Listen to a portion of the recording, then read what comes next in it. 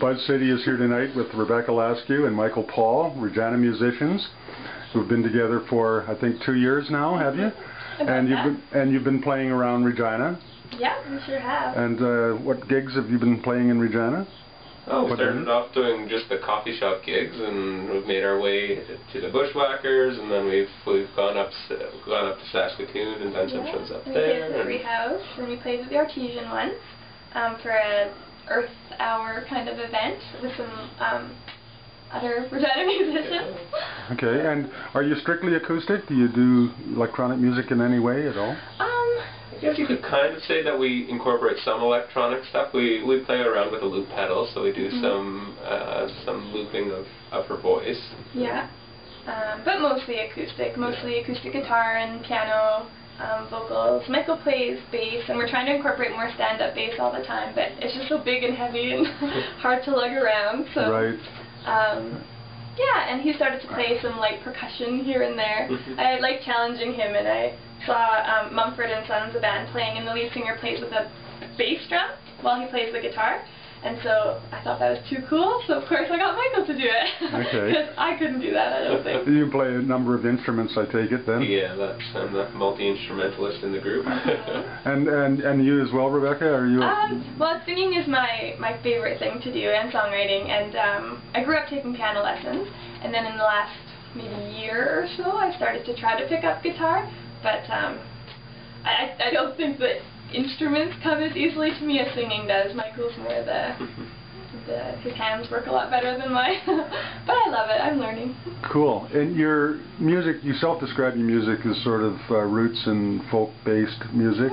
What influences have you in your music? Oh, I think my top two influences are probably Glenn Hansard, who plays, he's been in a band called The Frames forever, and then another group called The Salties, and they did the movie once, which is amazing. He's an Irish singer. And then Regina Spektor is my other all-time favorite. She's a piano-based singer-songwriter, and she's crazy. Her music is so creative and amazing. So those are my biggest influences, I think. Michael, you? Oh, that's so hard. I don't know. I began in jazz, so I guess there's a lot of jazz bass players that I really admire, and that's kind of what's, I guess, formed me into the musician that I am now, and kind of how I play my instruments. And yeah, so some of those old jazz bass guys like James Jamerson and stuff, I love them. Yeah, Michael's fun when he plays the bass. When I first met him, I went to one of his concerts at the university, and he told me he'd always get in trouble because he danced when he played the bass. So I could tell whenever he was about to start playing because he'd start bobbing. This was in the orchestra, cute. Yeah. So not. Do you collaborate when you write songs? Not really. Like you do the writing portion, and then we kind of collaborate when it comes to writing the music portion. Sometimes, yeah. I think I started, like I said, I'd sort of been pursuing songwriting for quite a while before I met Michael, and I took classes up at in Saskatoon, sort of through the university, with Kim Fontaine and Jay Semko. Yes, we've interviewed them last winter. I saw that. How did that go? Fantastic. I would recommend those classes to anyone. They're through, USCAD is the acronym, and it's kind of through the university. And it was so fantastic. The musical community in Saskatoon was amazing, and I met some other really, really great singer-songwriters. Like Sarah Farthing is up in Saskatoon, and she's doing a lot of music, and just so many really talented people, and made some great friends, and learnt a lot of stuff, and got really inspired. And so that is when I started really working on it, and have just been continuing. And Michael and I started a songwriting group in Regina, maybe a year ago, something like that, and we ran it about 6 months. It was just a community group, and so we tried to kind of continue doing that and work on co-writing together a bit and that kind of thing. But we haven't done that much of it for whatever reason, the two of us. Something to work on. Do you influence each other? I mean, you've got a jazz background, you're a folk background. Is there sort of a melding of the two? Oh, definitely. Definitely. And I think Michael's really good. I've probably done more songwriting than he has on my own, and I mean, like I said, I was kind of my own established style when I invited him to come and play with me, so sometimes I think he gets forced to do more of the stuff I like. but I try to subtly influence. I try to infiltrate. And he does, and he's been so helpful. Like, there was a song I was working on, like we said last summer, we were out east and we lived in Montreal for a while, and he was stuck working and I was unemployed. So I was working on a song, and this song has morphed so much, but I just couldn't quite get the right feeling for it. And then I showed it to Michael, and, you know, just by talking through it with him and, you know, playing off some ideas, it managed to come out way stronger. So, and I've started to use him more and more, I think, for that, the longer we've played together, and it certainly makes, sometimes when you hit that block with a song and you just need, like, someone else's opinion, he can definitely be helpful. And so you help each other out, you can sort of definitely keep each other propped up, and it sounds like it's a good association artistically. It is. It's, we certainly challenge each other. That's good. That's a nice way to put it. You have an album in the works, do you?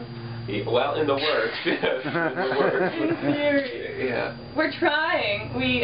So we're both actually psychology. Well, I'm not a student anymore. I just graduated with my honors in psychology this semester, and Michael was doing his last year this upcoming year. And so we've both been so busy with school for the last few years, and now I'm really pursuing music, and Michael is doing as much as he can when he's not stuck doing schoolwork. So we're kind of in that process of saving to record, and we have a producer picked out who we're hoping to work with, and kind of everything organized. It's just a matter of finding the funds and that kind of thing. So I hope in the next 6 months we'll have our first 6-song EP. That's my goal. Okay, and you've got some performance gigs coming up this summer. Where are you playing? This month is really busy, actually, coming up. On July 2nd, we are in Saskatoon playing at McNally Robinson. At 8 o'clock with Sarah Farthing. We're doing the first set. And then we're doing the Montmartre Folk Festival, and that's in Montmartre, which is about an hour outside of the city, on the Highway 48. Yeah, just southeast of Regina. Yeah, exactly. And they're having 50 minutes or so away? Yeah, something like that. And they're having their second, I believe, folk festival. It's called All Folked Up in Montmartre. And we've gotten to meet quite a few people that organize it, and they've been so gracious to us. And we're very excited. And so that's July 8th through 10th, and we play the 10th at 2. And there's a lot of really great acts playing there too, like Blake Berglund and Tyler Gilbert and Alexis Normand and lots of people. It's a really good setup this year. Yeah, there's some talented people from Regina going down there. Yeah. It's a pretty good gig. I haven't been there, but I think it's pretty.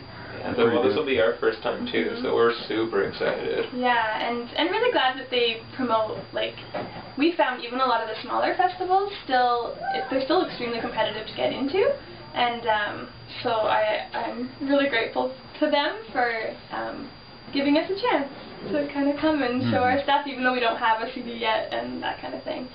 So they've been fantastic, and we're playing in Chrono.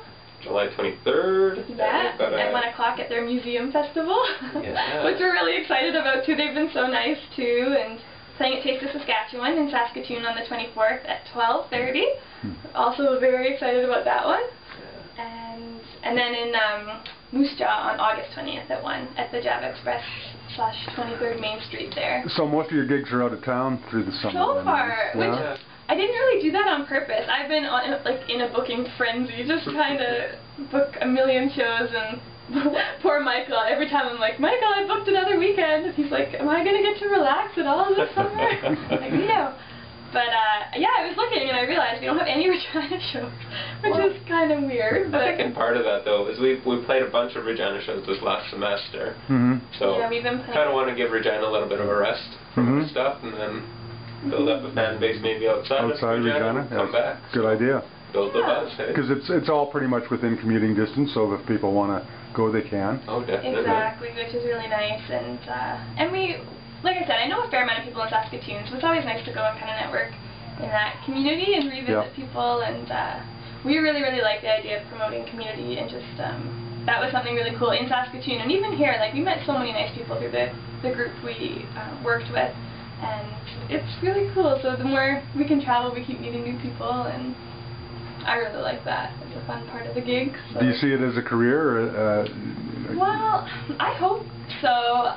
I think we're both trying to kind of just go with the flow. I think in grade 8 I proclaimed to the world I was going to be a singer-songwriter. And I come from a really musical family. Like, my grandma was probably the most amazing singer and performer I think I've ever seen, way back in the day. And but I mean, it's not an easy business or industry, and I'm learning more every day, and I'm really enjoying, now that I'm done school, embarking on kind of this creative path and seeing where it takes us. And I'll be happy when he's done school too, so he can be, because it really does take a lot of time, and school takes a lot of time too. Yeah. So it's sometimes hard to mix the two, but have you got a tune that you'd like to share with us? Yeah, sure. That'd be fantastic. Gonna pass me the guitar. Yeah. So this is this is the song that that I was talking about earlier, that I started writing in Montreal last summer, and a lot of my songs tend to be themed around relationships, breakups a lot of the time, yes. But even within psychology, like I did my honors thesis on Facebook and relationships, and how remaining Facebook friends with your ex-partner or not influences breakup distress. So anyway, but just relationships have always been really interesting to me, and so that comes out a lot in songwriting. And yeah, this is kind of about not a very nice relationship. And what's the name of this tune? It's called Up and Down. Up and Down. Yeah.